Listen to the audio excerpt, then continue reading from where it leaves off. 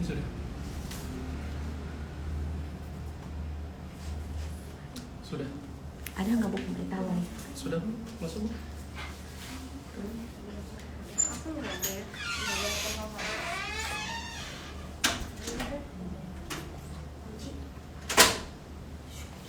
Sudah. Bismillahirrahmanirrahim. Assalamualaikum warahmatullahi wabarakatuh. Kembali lagi bersama saya Happy Dianuruda dalam acara Teh Poci, Telah Edukasi Kesehatan bersama Podcast Ciracas. Aduh, ini minggu kemarin kan kita sudah ngomongin tentang hipertensi ya, teman-teman Podcast Ciracas atau sahabat Teh Poci. Nah, kalau sekarang kita tuh sudah kedatangan ahlinya gigi dan mulut. Beliau adalah seorang dokter gigi yang memang berpraktek di Puskesmas Kota Serang dan wilayah Ciracas. Bila sahabat Teh Poci yang pernah ke Puskesmas Ciracas, mungkin pada saat periksa gigi akan ketemu dengan beliau. Beliau adalah dokter gigi Esther. Halo. Gimana kabarnya hari ini? Puji Tuhan, sehat. Sehat, dok ya? Pak Happy gimana? Sehat. Alhamdulillah. Cuman sedikit deg-degan kali ya dok. Jangan kata Happy, saya sendiri juga ya. Nah, ini saya hari ini ada faktor X sih dok. Kenapa? Ada faktor X sehingga saya lebih deg-degan aja gitu sih. Oh. Gini dok, kemarin sih saya pas lagi 12 September itu kan sempat baca-baca tuh lagi eventnya Hari Kesehatan Gigi dan Mulut Nasional. Betul tidak dok? Benar. Betul ya dok ya. Soalnya kan yang disasar sekarang tuh kan Anak- kalau anak ya usia dini. betul, kalau anak yang usia sudah di atas sekian mungkin sudah tidak jadi menjadi sasaran utama ya. Sekarang yang mau dewasa lebih itu yang Anak gigi usia dan dini anak. dan anak usia sekolah. Gitu dok ya. Gini dok, biar agak lebih rileks kita minum dulu aja dok ya. Saya izin buka masker. Sudah swab kan? Oh, sudah. Dalam keadaan sehat. Baik. Waduh. Baik, selamat. Enak ya, ada manis-manisnya. Oh iya dok. Gini dok, paling gini. Pastikan nanti sahabat Teh Poci di sana tuh tidak semuanya bekerja di dunia kesehatan.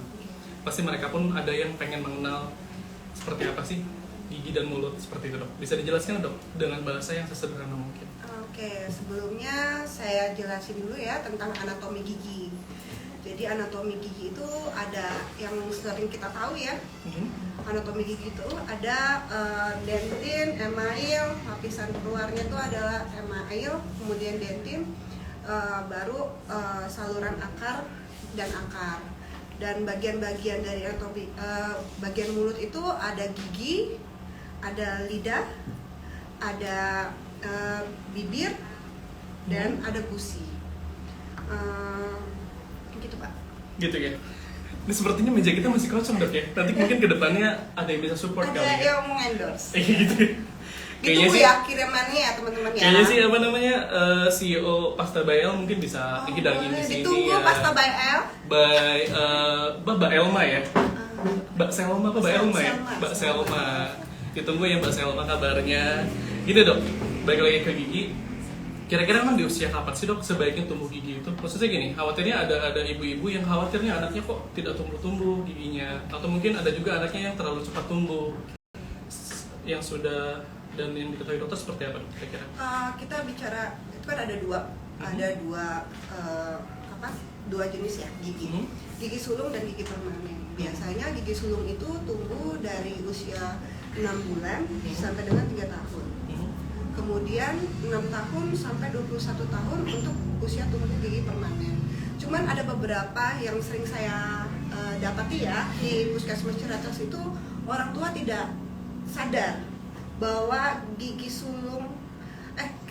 geraham yang pertama kali tumbuh di usia 6 tahun adalah gigi permanen gitu. Jadi dipikir itu gigi sulung. Jadi kebanyakan di usia 6 sampai 8 tahun untuk gigi geraham pertama permanen itu sudah hilang. Oh. Iya, jadi kebanyakan sudah lubangnya sudah terlalu dalam dan akhirnya ya terpaksa kehilangan gigi gitu. Dan akhirnya ompong dong dia ya? Ya kasian ya. Iya, Padahal kasihan kan juga ya. kalau dia cita-citanya mau jadi polisi, tentara, Iya, atau kedinasan yang lain yang Pilot butuh juga harus ya. iya. Harus rapi giginya itu. Tapi sekarang sudah mulai banyak sih yang kita dinas memeriksa kesehatan gigi juga dong. Benar. Makanya sekarang banyak juga orang-orang yang akhirnya tuh pada pakai kawat dulu tuh dok. Ya nggak sih, sebelum masuk atau daftar polisi atau TNI gitu lah. Ya, biar rapi ya. Biar rapi, biar nggak malu-maluin. Gini dok, jujur sih, saya pun di rumah punya anak. Kira-kira nih, bagaimana sih dok caranya biar anak kita itu mulai menyadari bahwa giginya dia tuh harus dijaga. Soalnya saya sendiri tuh minta dia buat sikat gigi tuh agak kesulitan sih dok. Kira-kira gimana tuh dok? Pertama sih kita dari orang tuanya dulu ya. Kalau orang tuanya sudah mulai mengenalkan bagaimana apa itu kesehatan gigi dan mulut, pasti si anak akan mengerti. Betul. Cuman kan sayangnya kadang-kadang orang tua cuma bisa nyuruh, tapi tidak melakukan gitu. Kalau saya biasanya untuk teman-teman yang datang ke Ciracas nih, bapak ibu yang biasa bawa anak-anak, pasti saya jelaskan. Jadi apa aja nih kesulitannya gimana gitu saya jelasin. Misalnya, mama kalau memang ternyata susah, coba ayo ajak anaknya sikat gigi bareng-bareng sama mama gitu. Nanti gimana caranya sikat gigi, mama dulu, aduh mama kayaknya sakit gigi deh, harus sikat gigi nih gitu. Kalau sampainya cara personal tidak bisa, kita ya sekarang kebanyakan orang tua lebih mudah dengan menggunakan gadget ya. Pakai YouTube tuh banyak kartun-kartun yang menceritakan tentang sakit gigi, tentang perawatan gigi, menggosok gigi, cara menggosok gigi yang baik dan benar. Seperti itu sih untuk anak-anak usia dini ya, anak-anak prasekolah itu bisa menggunakan seperti itu. Tapi kalau anak usia yang sudah sekolah, sudah mulai mengerti, biasanya orang tuanya tuh yang harus ikut maju, ikut ngambil, jadi merubah perilakunya seperti itu. Karena kan anak-anak itu copycat orang tua ya. Jadi orang tuanya sikat gigi, dia lihat, ih papaku giginya bagus nih. Gimana sih? Nanti lama-lama dia lihat, oh iya papaku rajin nih sikat gigi 2 kali sehari gitu. Mama apa aja yang nggak boleh dimakan, apa aja yang harus dia jaga supaya giginya tetap bagus. Jadi dia ngeliat pertama dari orang tua, dari dalam rumah dulu ya. Baik, ini dok, mungkin teman-teman atau sahabat Teh Poci pun di sana tidak semuanya paham dok. Kira-kira sikat gigi itu sebaiknya gimana sih dok? Atas bawah dulu atau kanan kiri dulu? Mungkin bisa dicontohkan biar kita sama-sama belajar dok ya. Gimana dok sebaiknya tuh? Ini ada sikat gigi juga sih dok, ini properti sudah disiapin nih sama tim kreatif ternyata. Buka dulu ya. Iya benar. Untuk teman-teman semua, untuk para mama, bunda, ibu, ya, ayah, ya, di rumah siapkan sikat gigi ya untuk anak-anaknya. Sikat giginya disesuaikan dengan umur atau usianya. Kemudian pasta giginya juga untuk anak-anak, pasta giginya jangan menggunakan pasta gigi orang tua, sudah pasti ya. Terus kemudian untuk anak-anak usia dini itu menggunakan pasta giginya hanya sebesar biji jagung, hanya di ujung sikat gigi. Ini kebetulan saya punyanya sikat giginya orang dewasa nih Pak. Kalau orang dewasa ya setengah lah ya bisa. Kemudian untuk pertama-tama sikat gigi yang pertama adalah sikat gigi bagian depannya dulu, gigi serinya dulu nih disikat nih. Gimana cara sikat gigi serinya? Yaitu ke atas, dari gusi ke bawah. Yang ini ke atas. Sebaliknya ya. Kemudian bagian dalamnya dari gusi, bagian gusi ke atas, ditarik nih. Kemudian yang atas juga seperti itu. Untuk bagian belakang atau dalam, gerakannya memutar. Yang sini juga gerakannya memutar. Untuk bagian dalam, memutar ya. Kemudian untuk bagian pengunyahan, gerakannya adalah maju mundur. Kebanyakan anak-anak itu sikat giginya hanya depannya aja Pak. Kalau orang tuanya nggak ngeliat, jadi kalau dilihat, coba lihat giginya, wah depannya bersih kan. Orang tuanya banyak yang tidak ngecek nih, ternyata di bagian dalam, di gerahamnya itu sudah pada lubang. Makanya penting nih untuk para mama, para ayah, bunda membawa anak-anaknya untuk kontrol ke dokter gigi setiap 6 bulan sekali atau 1 tahun.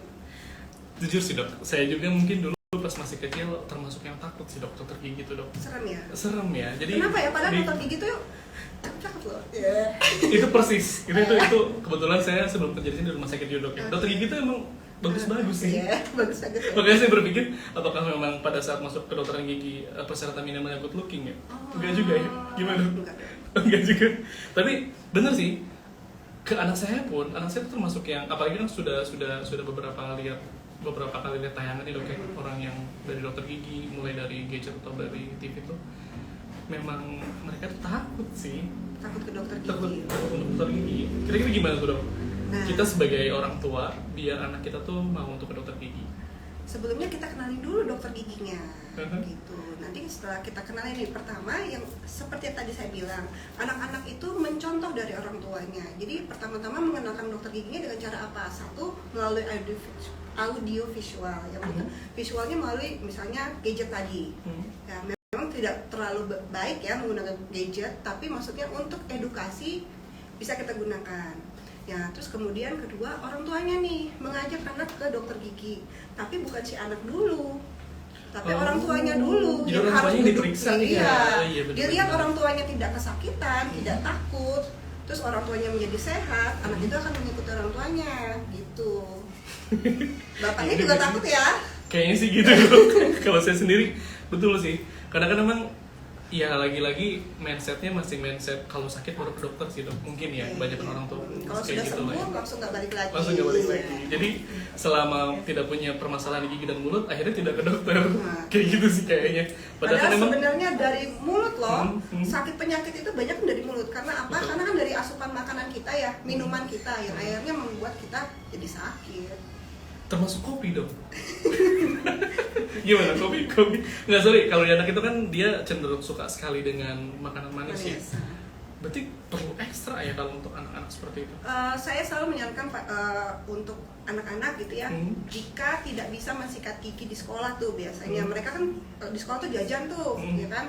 Selain mengajarkan sikat gigi pagi hari sesudah makan, lalu pergi ke sekolah, kemudian malam hari sebelum tidur.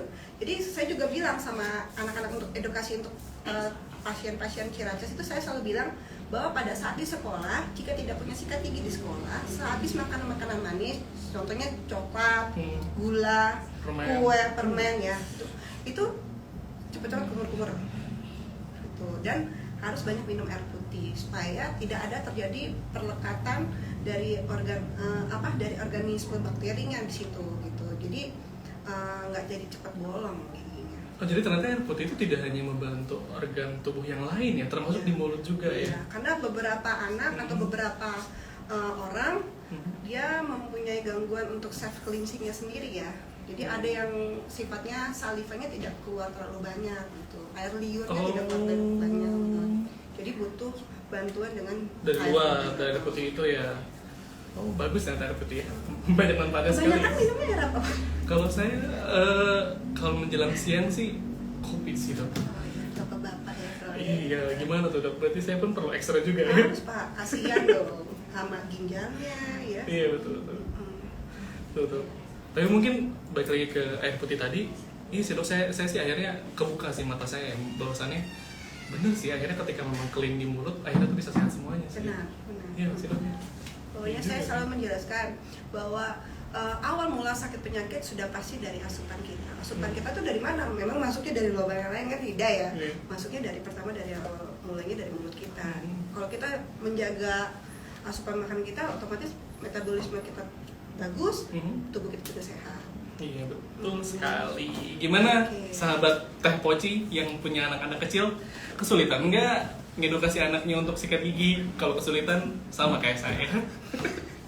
Datang ke Ciracas. Iya. Nanti kita ajarin ya. Betul. Nanti di sini ada pakarnya dokter gigi Esther. Nanti kalau teman-teman atau sahabat Teh Poci datang ke Puskesmas Ciracas dan datang ke dokter Poli gigi, itu udah pasti ketemunya dokter Esther. Oke, saya tunggu ya di Puskesmas Ciracas. Kita Dos. ada tuh Senin sampai Jumat, Senin sampai Sabtu. Senin sampai Sabtu, dan jam operasional kita dari jam 8 ya sampai jam 12 gitu sahabat Teh Poci.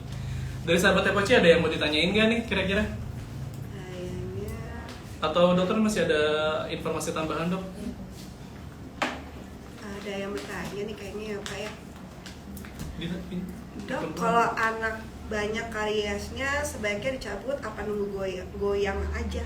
Oke, ini dari Ibu Lia ya. Lia Hanafi. Iya. Baik. Aku langsung jawab nih ya. Kalau anak dengan banyak kariesnya belum tentu kita harus cabut. Jadi ibu bawa dulu anaknya ke puskesmas ya, atau ke dokter gigi terdekat, datang nanti kita konsultasi. Kemudian dokternya akan memeriksa nih gigi mana aja yang harus kita rawat. Karena belum tentu gigi dengan karies itu dicabut.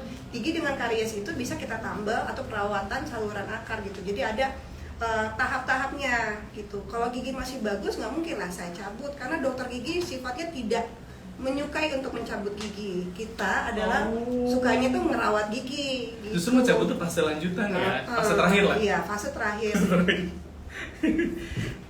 Tapi Oke. tadi mungkin tadi seperti yang dokter bilang sih, beberapa orang tuh kan akhirnya tidak nyadar tuh dok, gigi yang belakang itu memang tumbuhnya cuma satu kali ya dok. Iya. Iya nggak sih?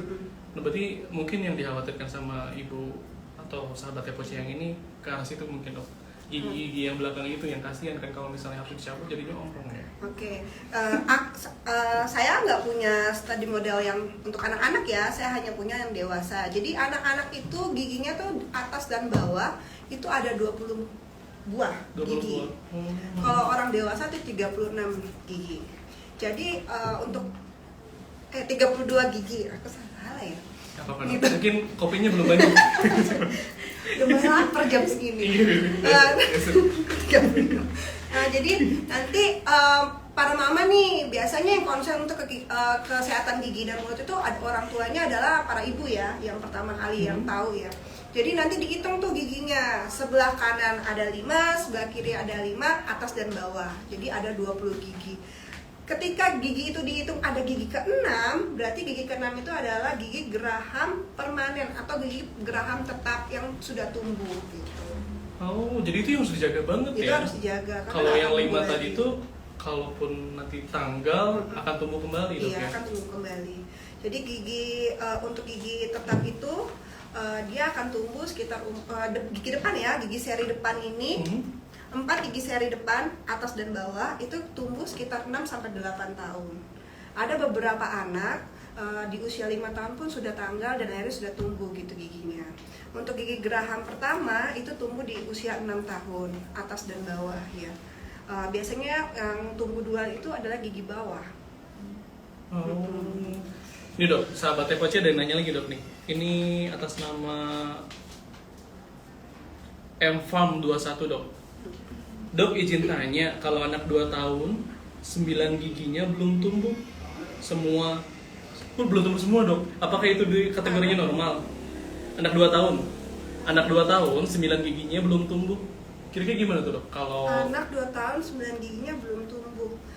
Kalau kayak gitu untuk Bapak M. Firman ya, Oke, Pak Firman bisa dibawa anaknya ke puskesmas atau klinik dokter gigi terdekat untuk diperiksa oleh dokternya. Jadi konsultasi dengan dokternya. Kemudian nanti si dokter akan melakukan perawatan atau tindakan lanjut untuk mengetahui apakah memang benar di giginya itu tidak ada benih giginya atau ada kelainan yang lain gitu Pak. jadi itu mah perlu ditindaklanjuti Ya, dok? Tidak bisa. jadi nggak bisa kita raba-raba juga ya. Betul. Gitu Pak Firman, ya nanti kapan-kapan anaknya dibawa ke puskesmas Ciracas, nanti ketemu dengan dokter gigi Esther. Oke, Seperti Pak itu. Firman. Ditunggu ya kehadirannya Pak Firman. Nah ini ada lagi nih dok, ini Bulia kembali nih dok. Selain itu anak saya usia 10 tahun ada gigi seri bawah, Oke. ada yang tidak tumbuh 1, sebaiknya gimana ya dok? Oke, ya itu seperti tadi menjawab Pak Firman tadi. Jadi anaknya silakan dibawa ke puskesmas atau klinik gigi dokter gigi terdekat. Kemudian nanti si dokter giginya yang akan menjelaskan gitu. Nanti jika diperlukan perawatan yang lain, misalnya perawatan penunjang dengan radiologi atau ronsen yang kita kenal dengan ronsen, maka akan dilakukan ronsen dulu. Dilihat nih, dari hasil ronsen itu akan terlihat apakah si gigi akan tumbuh, apakah ada benih giginya, atau ada kelainan tumbuh kembang yang lain gitu. Tuh. Gimana Bu Ila nanti? Jadi begitu Bu Lia. Iya. Jadi sebenarnya di sini yang berduduk di sini adalah dokter gigi, bukan yang bisa menebak dari kejauhan dok ya. Tapi kan memang yang namanya dokter gigi itu perlu sekali pemeriksaan penunjang dok ya. Seperti itu ya untuk mendiagnostik seseorang seperti itu. Nah ini ada penanya berikutnya nih dok nih. Waduh, ini Kang Gasa, ini senior saya nih dok nih, Kang Gasa Fedon. Dokter gigi, kalau dokter gigiku juga cantik dan ramah. Ke dokter gigi sih nggak takut, yang bikin takut itu lebih karena ada alat-alat yang dimasukkan ke dalam mulut. Padahal nggak sakit, cuma ngeri-ngeri sedap aja. Oke. Gimana, Dok? Itulah fungsinya Pak, gunanya mengenalkan anak pada usia dini dengan dokter gigi gitu. Kalau tak kenal maka tak sayang Pak. Iya. Jadi kalau ketika dibawa ke dokter gigi, dia lihat memang yang paling menakutkan ada alat-alatnya ya. Ya makanya itu untuk anak-anak kecil atau usia dini itu biasanya usia 3, 4, 5 tahun yang prasekolah, bisa nih kita bawa ke dokter gigi hanya sekedar untuk bertemu, konsultasi, untuk supaya orang tuanya juga lebih tahu. Kalau sudah tahu kan otomatis orang tua lebih care ya. Misalnya walaupun gigi si anak itu penuh atau tumbuh dengan sempurna, tapi kita tetap juga wajib ke dokter gigi untuk lihat gitu. Kadang-kadang orang tua, oh giginya putih, bersih, gak ada lubang katanya. Padahal kita nggak tahu bahwa si gigi itu sudah mulai lubang kecil-kecil gitu. Tapi tidak terdetek ya dok ya? Tidak terdetek secara mata langsung ya. Begitu Kang Gaza. Kang Gaza ini merupakan penyiar radio dok. Wah. Penyiar radio, beliau itu selain penyiar radio, host terkenal, pernah di TV berkali-kali. Ini kenapa tiba-tiba nonton kita gitu? Saya juga kaget nih di Kang Gaza nih. Ya. Kang Gaza, sehat ya? Salam dari saya. Gini dok, ini pertanyaan saya pribadi sih dok. Kebetulan sebulan terakhir, nggak tahu ya, saya tuh lagi seneng banget minum air putih tetapi agak hangat atau mendekati panas. Kira-kira ada dampak negatif nggak sih dok? Jangan-jangan, soalnya di bulan-bulan sebelum itu tidak kayak gitu. Kalau sekarang tuh kayak ngerasa nyamannya tuh minum yang hangat mendekati panas. Kalau terlampau panas, nggak baik ya Pak. Ledeh dok. Mendidih-didih juga itu nggak baik Pak. Jadi minum air hangat bagus kok, gitu. Maksudnya baik. Itu juga kan bisa meredakan ini ya, sesak nafas juga ya. Jadi saya sih nggak apa-apa, itu bukan suatu masalah gitu. Tapi yang dihindari adalah pada saat misalnya ada radang di rongga mulut kita, terus Bapak minum yang panas-panas, otomatis itu kan merangsang tuh Pak, merangsang radang itu kembali gitu. Setuju sih dok, jadi inflamasinya malah semakin parah ya. Tapi nggak tahu ya dok, ya kayak nyaman gitu tuh. Sebulan terakhir tuh kayaknya suka gitu minumnya. Enggak, saya sih kadang-kadang suka mikirnya apakah memang karena kita bekerjanya menggunakan ngomong, akhirnya tuh lebih enak aja gitu di tenggorokannya ya. Mungkin ya, ke situ ya. Dok, ini ada pertanyaan lagi nih dok nih, dari sahabat Teh Poci. Dok, boleh nggak sih peragakan cara sikat gigi anak yang baik dan benar untuk anak? Oh, mungkin beliau baru bergabung nih. Tadi Ibu Adis kita sudah mempraktekkan sih, tapi kalau Bu Dokter masih mau mempraktekkan kembali secara singkat, mangga dok. Kasihan Ibu Adis baru bergabung sepertinya. Ibu Adis mana ya Ibu Adis ya? Ibu Adis mana? Ibu Adis, oke deh. Selamat siang ya Bu Adis ya. Anaknya usia berapa nih kira-kira ya? Kalau dari fotonya sih di bawah 3 tahun sih dok. 3 tahun. 3 tahun. Oke, Bu Adis, nanti kapan-kapan kita ketemu ya. Nanti saya jelasin. Tapi sekarang saya jelasin sementara dulu ya. Jadi kita ulang nih sikat gigi. Pertama, menyiapkan sikat giginya dulu sesuai dengan usia anaknya. Kemudian menyiapkan pasta giginya. Pasta gigi anak itu nggak perlu sampai dari depan sampai belakang, tapi hanya sebesar biji jagung. Hanya di ujung sikat gigi saja. Kemudian sikat gigi bagian depannya dulu. Yang dari atas, dari arah gusi menuju ke gigi. Kelihatan nggak ya? Kelihatan sih dok. Ya, yang bawah ini maaf ya, tadi model saya rusak. Yang bawah dari arah gusi ke atas. Kemudian, oh dok, 7 tahun ternyata dok nih. 7 tahun. Dia cat lagi nih. Oh 7 tahun, sudah besar ya? Sudah besar. Nanti ketemu ya. Terus udah gitu, tadi sampai mana Pak? Tadi sampai dari. Oke, dari bawah, dari gusi ke atas. Yeah. Ya. Kemudian jangan lupa bagian dalamnya sering terlewatkan. Dari bagian dalam ditarik ya, ditarik ke atas. Sedangkan bagian yang atas, bagian dalam atas kita tarik. Kemudian untuk gigi bagian pipi, giginya udah rentak. Jadi bagian pipi itu gerakannya memutar. Ya, kanan kiri ya, jangan cuma kanannya aja. Oke, kemudian bagian dalamnya juga. Oke ya. Ini bagian dalamnya ditarik juga ya. Ke dalam. Nah, ini juga. Dan jangan lupa bagian kunyah. Bagian kunyah gerakannya adalah maju mundur. Oke. Gerakannya maju mundur. Kemudian kumur-kumur. Jangan lupa kumur-kumur. Kumur-kumur 1 kali aja, nggak usah banyak-banyak. Kumur-kumur sebaiknya pakai air apa dok? Pakai air putih ya? Air putih, kalau saya sih menyarankan dengan air putih ya, air minum kita ya. Iya. Karena kan beberapa air yang ada di rumah itu kan ada kandungan kaporit kayak gitu, atau kandungan air kapur ya. Dan Atau seng gitu. zat mineralnya terlalu tinggi sehingga airnya bisa merusak gigi juga. Lumayan juga ya ternyata ya.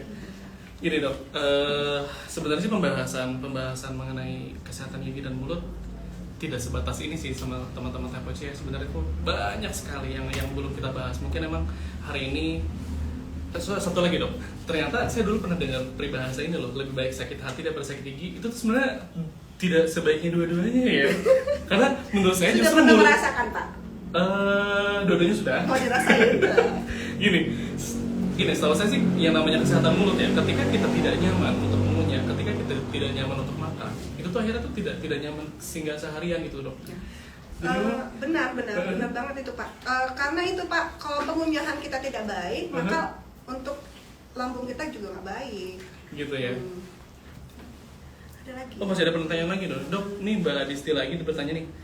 Dok, apakah pasta gigi dewasa boleh digunakan untuk anak 7 tahun? Kalau boleh, tahu rekomendasi pasta gigi apa untuk anak usia 7 tahun? Wah, itu nggak boleh nyebutin merek dok. Benar. Saya nggak jualan loh Bu. Nah, jadi gini loh Bu, Mbak Adis, untuk anak 7 tahun pasta giginya masih menggunakan pasta gigi anak-anak ya. Kalau menggunakan orang tua juga, karena beberapa anak ada tuh yang lebih suka yang mint gitu. Jadi menggunakan pasta gigi untuk orang dewasa gunakan sedikit saja ya, jangan kadang-kadang tertelan ya dengan anak, karena kalau untuk orang dewasa kan reaksinya besar kali ya, reaksinya. Gitu Bu Adis, jadi mungkin beli yang merek apa aja mah enggak, tetapi ada rekomendasi untuk anak. Kebetulan di sini tidak ada yang masuk sih produknya. Kalau misalnya ada yang masuk produknya, mungkin kita bisa sebutin brandnya. Obrolan kita cukup hangat dan menarik sih dok sebenarnya, cuman kayaknya dipisahin oleh waktu juga sih dok. Sayang sekali ya. Sahabat-sahabat Tepoci masih ada yang mau nanya nggak nih? Tapi kita sudah mau penutupan sih dok. Kira-kira gimana? Kalau mau yang bertanya atau mau konsultasi langsung, datang langsung ya ke Puskesmas Ciracas, Kota Serang di Perumnas Ciracas. Betul. Jadi nanti setelah masuk Perumahan Ciracas ketemu Alfa belok kiri. Nah nanti situ tinggal lihat deh. Kalau mau nanya-nanya yang lebih lanjut lagi, boleh juga DM atau hubungi dokter giginya langsung. Betul. Ditunggu ya. Baik. Mungkin begitu saja dok ya obrolan kita hari ini. Terima kasih Pak Terima Edi. kasih Bu Sampai dokter. ketemu. Terima kasih sahabat Teh Poci. Terima kasih. Kita sampai ketemu lagi di 2 minggu yang akan datang. Assalamualaikum warahmatullahi wabarakatuh.